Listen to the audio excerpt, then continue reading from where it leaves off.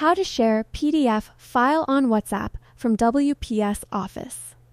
Have you ever tried to share a PDF from WPS Office to WhatsApp, only to accidentally send a weird link instead of the actual file? It is a common mistake that can be really unprofessional when you're trying to get a document to a client or a classmate.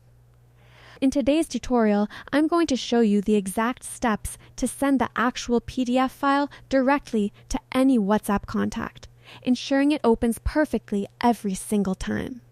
Sharing directly from WPS Office is the fastest way to get your work done without switching between a dozen different apps.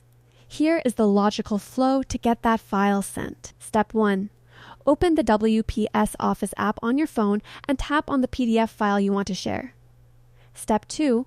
Once the document is open, look at the bottom toolbar and tap on the Share button. Step 3. This is the most important part. Instead of tapping the big Share Link button, look for the option that says Share as File or Send File. If you choose the link option, your contact will be forced to log into a cloud account just to see the document. Step 4. A menu of apps will appear. Find and tap on the WhatsApp icon.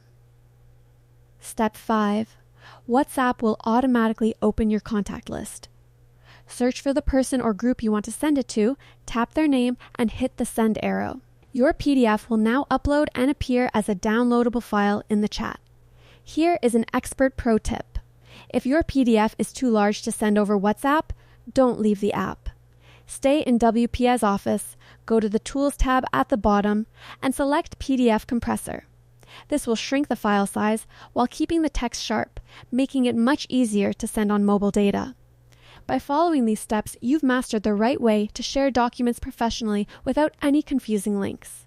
If this video saved you a headache today, make sure to hit that like button and subscribe for more quick productivity tips.